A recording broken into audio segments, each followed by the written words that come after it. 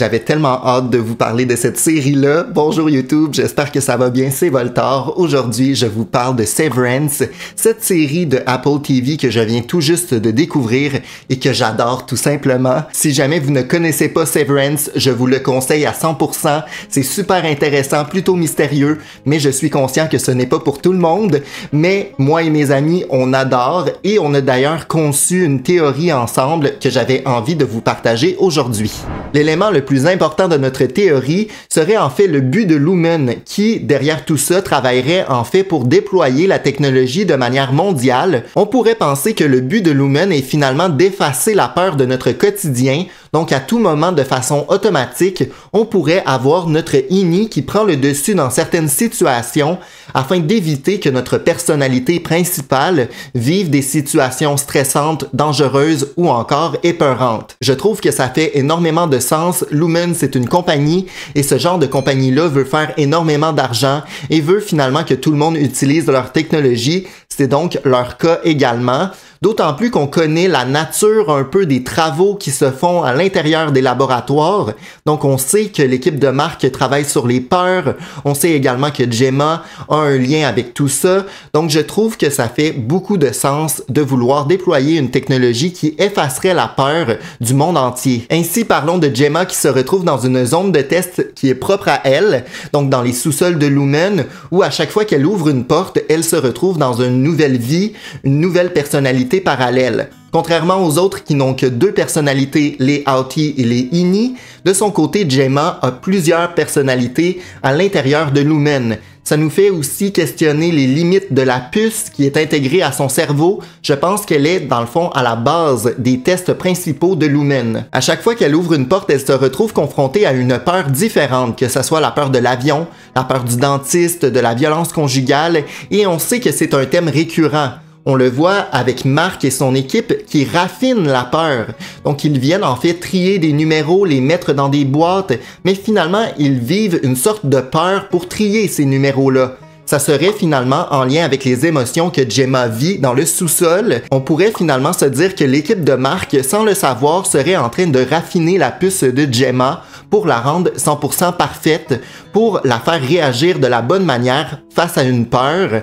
Donc ça serait pourquoi son équipe est en train de trier des peurs dans des boîtes. Chacune de ces boîtes-là représenterait finalement une des portes que confronte Gemma dans le sous-sol. Comme je l'ai mentionné plus tôt, Gemma est confrontée à différentes peurs, à différentes portes, mais l'une d'entre elles reste apparemment toujours fermée. Elle ne serait jamais entrée dans une porte qui se nomme Cold Harbor. Est-ce que je l'ai bien dit? Je sais pas.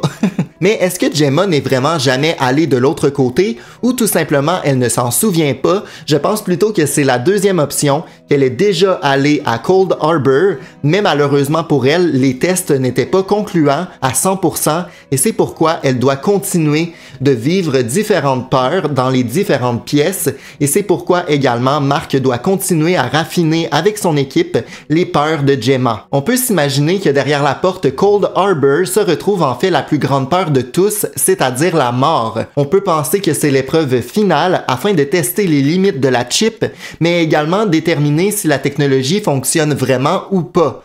Quelqu'un qui sort de cette pièce avec aucun traumatisme, aucun souvenir des tests 100% concluants, serait en fait une victoire de Lumen et viendrait confirmer que la technologie fonctionne vraiment. Comme je l'ai mentionné plus tôt, la plus grande peur de tous, c'est la mort et donc Gemma pourrait revivre son accident de voiture qui est à l'origine finalement de sa disparition dans le monde réel.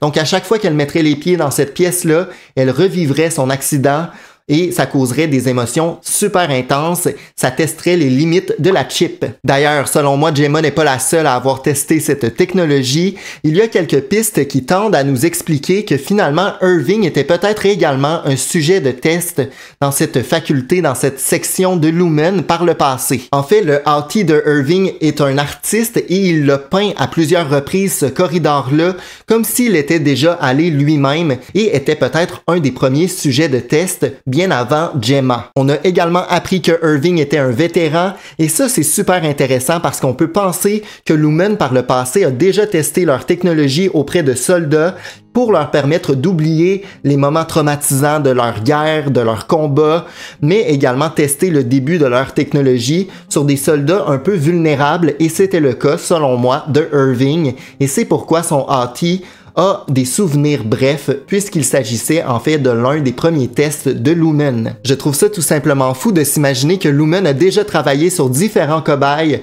a peut-être travaillé avec l'armée en parallèle dans l'ombre afin que leurs soldats se concentrent uniquement sur la guerre et oublient leur vie personnelle. Donc je pense qu'il y a énormément d'informations super intéressantes concernant Irving et son passé de vétéran et je pense que ce personnage-là cache énormément de choses que j'ai très hâte de découvrir prochainement. Bref, j'espère que la vidéo vous a plu. Si jamais c'est le cas, mettez un pouce en l'air, abonnez-vous. Mettez-moi également en commentaire vos propres théories et on se dit à la prochaine. Ciao!